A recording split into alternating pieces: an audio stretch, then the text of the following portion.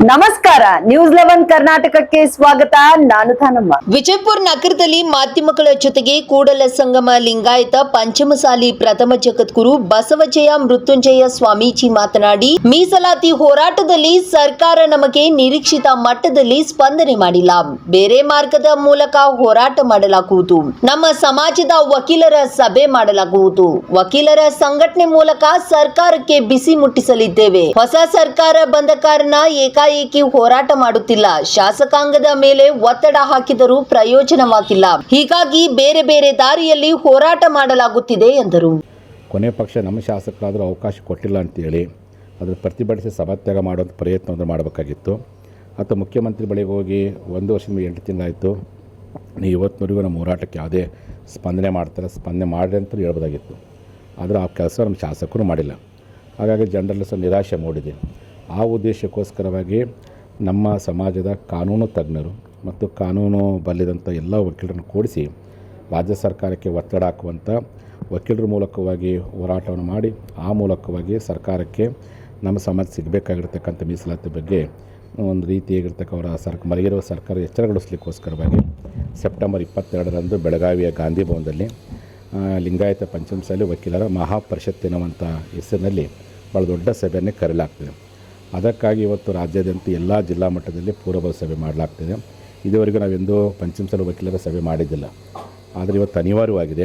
ನಮ್ಮ ವಕೀಲರ ಮೂಲಕವಾಗಿಯೇ ಸರ್ಕಾರ ಕಣ್ಣು ತೆರೆಸಬೇಕು, ನಮಗೆ ನ್ಯಾಯ ಪಡಿಬೇಕನ್ನೋ ಉದ್ದೇಶಕ್ಕೋಸ್ಕರವಾಗಿ ಈಗಾಗಲೇ 7ನೇ ಹಂತದ ಹೋರಾಟ ಶುರುವಾಗಿದೆ. ಅದಕ್ಕೆ ಪೂರಕವೆಂಬಂತೆ ನಿನ್ನೆ ದಿವಸ ವಿಜಯಪುರದಲ್ಲಿ ಭಾಳ ದೊಡ್ಡ ಪ್ರಮಾಣದ ಸಭೆ ಆಯಿತು. ಎಲ್ಲರೂ ಸಹ ವಿಜಯಪುರದಿಂದ, ಏಕೆಂದರೆ ನಮ್ಮ ಜನ ರೈತರು, ಬಹುತೇಕ ನಮಗೆ ಶಿಕ್ಷಣವನ್ನು ಓದಲಿಕ್ಕೆ ಹಣಕಾಸು ತೊಂದರೆ, ಓದಿದ ಮೇಲೆ ಮೀಸಲಾತಿ ತೊಂದರೆ, ಈ ಎರಡೂ ಸವಾಸ ಬ್ಯಾಡ ಅಂತ ತಿಳ್ಕೊಂಡು ಭಾಳ ಮಂದಿ ನಮ್ಮರು ವಕೀಲಿಕೆ ಮಾಡಕತ್ತಾರೆ. ಅದು ಒಂದು ಉಪಜೀವನ ಇರ್ಬೋದು, ಇನ್ನೊಂದು ಸ್ವಾಭಿಮಾನಕ್ಕೋಸ್ಕರವಾಗಿ. ಹಾಗೆ ಅತಿ ಹೆಚ್ಚು ಪಂಚಮಸಾಲಿಗಳಲ್ಲಿ ವಕೀಲರಿರೋದ್ರಿಂದ ಈ ವಕೀಲರನ್ನ ಸಂಘಟನೆ ಮಾಡಿ ಸರ್ಕಾರ ಕಣ್ತರಿಸಬೇಕು. ಸರ್ಕಾರ ಏನು ಕಳೆದ 1 ವರ್ಷ 8 ತಿಂಗಳ ನಿರ್ಲಕ್ಷ್ಯ ಮಾಡ್ತಿದೆ, ಆ ಸರ್ಕಾರಕ್ಕೆ ಬಿಸಿ ಮುಟ್ಟಿಸ್ಬೇಕನ್ನೋ ಕಾರಣಕ್ಕೋಸ್ಕರವಾಗಿ 27ನೇ ತಾರೀಕು ಪಂಚಮಸಾಲಿ ವಕೀಲರ ಮಹಾಪರಿಷತ್ತನ್ನು ಮಾಡಿ ಅಲ್ಲಿ ಕೆಲವು ನಿರ್ಣಯಗಳನ್ನು ತೆಗೆದುಕೊಂಡು ಆ ಮೂಲಕ ಮಾನ್ಯ ಮುಖ್ಯಮಂತ್ರಿಗಳಿಗೆ ಒತ್ತಡ ಹಾಕುವಂಥ ಕೆಲಸವನ್ನು ಮಾಡಬೇಕಂತ ನಿರ್ಧಾರ ಮಾಡೀವಿ. ಆ ಹಿನ್ನೆಲೆ ಒಳಗೆ ನಿನ್ನೆ ಸಭೆ ಯಶಸ್ವಿಯಾಗಿದೆ. ಇವತ್ತು ಕೊಪ್ಪಳದಲ್ಲಿ ಸಂಜೆ 4 ಗಂಟೆಗೆ ಸಭೆ ಇದೆ. ಅದಾದ ನಂತರ ನಾಳೆ 1ನೇ ತಾರೀಕು ಕೂಡಲ ಸಂಗಮದಲ್ಲಿ ಸಹ ಒಂದು ಸಭೆಯನ್ನು ಕರೆಯಲಾಗಿದೆ. ಎಲ್ಲ ನಮ್ಮ ಸಮಾಜದ ಬಾಂಧವರು ಶ್ರಾವಣ ಮಾಸದ ಅಂಗವಾಗಿ ಬಸವ ಪಂಚಮಿ ಕಾರ್ಯಕ್ರಮ ಮಾಡ್ತಿದೆ. 3ನೇ ತಾರೀಕು ಹಾವೇರಿಯಲ್ಲಿದೆ, 6ನೇ ತಾರೀಕು ಗದಗಲ್ಲಿದೆ, 7ನೇ ತಾರೀಕು ಗುಲ್ಬರ್ಗದಲ್ಲಿದೆ ಮತ್ತು 4ನೇ ತಾರೀಕಿಂದ 10ನೇ ತಾರೀಕು ಬೆಳಗಾವಿ ಎಲ್ಲ ಬಾರ್ ಅಸೋಸಿಯೇಷನ್ಗಳಲ್ಲಿ ಹೋಗಿ ಸಭೆಗಳನ್ನು ಇಡೀ ತಾಲೂಕಿನ ಎಲ್ಲ ಸಭೆಗಳು ಮಾಡಲಾಗ್ತದೆ. ಒಟ್ಟಾರೆ ಎಲ್ಲ ಕಡೆ ಸಭೆ ಮಾಡಿ ನಮ್ಮ ಸಮಾಜದ ಮಹಾಪರಿಷತ್ತನ್ನು ಮಾಡಿ ಆ ಮುಖಾಂತರವಾಗಿ ಹೋರಾಟದ ತೀವ್ರಗೊಳಿಸುವಂಥ ಕೆಲಸಕ್ಕೆ ನಾವೆಲ್ಲ ಕೈ ಹಾಕ್ತಿದ್ದೀವಿ. ಈ ಹೋರಾಟಕ್ಕೂ ಸರ್ಕಾರ ಸ್ಪಂದನೆ ಮಾಡದೆ ಹೋದರೆ, ಸಹಕಾರ ಕೊಡದೆ ಹೋದರೆ ಅಧಿವೇಶನದಲ್ಲಿ ಬೃಹತ್ ಪಂಚಮಸಾಲಿ ವಕೀಲರ ಒಂದು ಭಾಳ ದೊಡ್ಡ ಪ್ರತಿಭಟನಾ ಸಭೆಯನ್ನು ಮಾಡುವ ಒಂದು ಆಲೋಚನೆ ಇದೆ. ಆ ನಿರ್ಧಾರವನ್ನು ನಾಳೆ ದಿವಸ 22ನೇ ತಾರೀಕು ನಡೆಯುವಂತಹ ಒಂದು ಪಂಚಮಸಾಲಿ ವಕೀಲರ ಮಹಾಪರಿಷತ್ನ ಸಭೆಯಲ್ಲಿ ನಾವೆಲ್ಲ ತೆಗೆದುಕೊಳ್ತೀವಿ ಅಂತ ಮಾತನ್ನು ಮಾಧ್ಯಮ ಮೂಲಕ ಈ ಮೂಲಕ ಹೇಳಿಕೆ ಹೆಚ್ಚಿಕೊಡ್ತಾ, ಹಾಗಾಗಿ ಎಲ್ಲ ನಮ್ಮ ಸಮಾಜದ ವಕೀಲರು ಮತ್ತು ಸಮಾಜ ಬಾಂಧವರು ಮುಂಬರುವಂಥ ಯಾವುದೇ ಹೋರಾಟಕ್ಕೆ ಏನೇ ಕರೆ ಕೊಟ್ಟಾಗೋ ನೀವೆಲ್ಲ ಈಗಿಂದಲೇ ಸನ್ನದ್ರಾಗಲಿ ಅನ್ನುವಂಥ ಮಾತನ್ನು ಈ ಮೂಲಕ ಹೇಳಿಕೆ ಹೆಚ್ಚಿಕೊಡ್ತೀವಿ. ಈ ವಕೀಲರ ಹೋರಾಟ ಯಾವ ರೀತಿ ಇದೆ?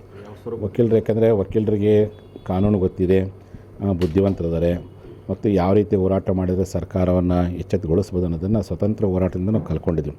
ಬಹುತೇಕ ನಮ್ಮ ದೇಶದಲ್ಲಾಗಿರ್ತಕ್ಕಂಥ ಎಲ್ಲ ಹೋರಾಟದ ಹಿನ್ನೆಲೆಯಲ್ಲಿ ವಕೀಲರ ಪಾತ್ರ ಭಾಳ ದೊಡ್ಡದಿದೆ. ಹಾಗಾಗಿ ಪಂಚಮಸಾಲಿ ಮೀಸಲಾತಿ ಹೋರಾಟಕ್ಕೆ ಕಾರ್ಯಾಂಗವಾಗಿ ದನಕಾಯ ಹುಡುಗನ ಹಿಡ್ಕೊಂಬಿಟ್ಟು ನಮ್ಮಂಥ ಗುರುಗಳವರಿಗೆ ಹೋರಾಟ ಮಾಡಿದ್ವಿ. ಇನ್ನೇನು ಶಾಸಕಾಂಗವಾಗಿ ಕೆಲಸ ಮಾಡುವಂಥ ಜವಾಬ್ದಾರಿ ಶಾಸಕರ ಮೇಲಿತ್ತು. ಅವರು 1 ವರ್ಷದ 6 ತಿಂಗಳಲ್ಲಿ ಎಷ್ಟು ಮಟ್ಟಿಗೆ ಸರ್ಕಾರದ ಕಣ್ತರಿಸುವಂಥ ಅಧಿವೇಶನ ಹೋರಾಟ ಮಾಡಿಲ್ಲ. ಹಾಗಾಗಿ ಅವ್ರ ಮೇಲೆ ನಾವು ಹೆಚ್ಚು ಅವಲಂಬಿತರಾಗೋದಕ್ಕಿಂತ ನ್ಯಾಯಾಂಗದ ಮೇಲೆ ನಂಬಿಕೆ ಇಟ್ಕೊಂಡು ಅವ್ರ ಮುಖಾಂತರ ಹೋರಾಟ ಮಾಡಬೇಕು ಅಂತೇಳಿ ಅಂದ್ಕೊಂಡು ಮೊದಲ ಬಾರಿಗೆ ವಕೀಲರ ಸಂಘಟನೆಯನ್ನು ಈಗಾಗಲೇ ಮಾಡಲಾಗ್ತಿದೆ. ವಕೀಲರ ಮೂಲಕ ಒತ್ತಡ ಹಾಕಿದರೆ ಬಹುತೇಕ ಮುಖ್ಯಮಂತ್ರಿಗಳಿಗೆ ಮನಸ್ಸು ಪರಿವರ್ತನೆ ಆಗ್ಬೋದು ಅನ್ನುವಂಥ ಆಶಾವಾದ ನಮ್ಮದಾಗಿದೆ. ಅಲ್ಲ ಸರ್, ಈಗ BJP ಸರ್ಕಾರ ಇದ್ದಂಥ ಏನು ಫೋರ್ಸ್ ಇತ್ತು, ಆ ಒಂದು ಏನು ನಿಮ್ಮ ಪ್ರತಿಭಟನೆಗಳು ಹೋರಾಟಗಳಿದ್ವು, ಯಾಕೆ ಕಾಂಗ್ರೆಸ್ ಗೌರ್ಮೆಂಟ್ ಆದಮೇಲೆ ಆ ಒಂದು ಹೋರಾಟ, ಆ ಒಂದು ಉತ್ಸುಕತೆ ಯಾಕೆ ಕಡಿಮೆ ಆಗಿದೆ? ಇಲ್ಲ, BJP ಸರ್ಕಾರದಲ್ಲಿ ಬಸವರಾಜ ಬೊಮ್ಮಾಯಿಯವರು ನಮ್ಮ ಹೋರಾಟದ ಬಗ್ಗೆ ಅವ್ರ ಗೌರವ ಇತ್ತು. ಅವ್ರು ಎಲ್ಲೇ ಒಂದು ಕಡೆ ಸ್ಪಂದನೆ ಮಾಡ್ತಿದ್ರು.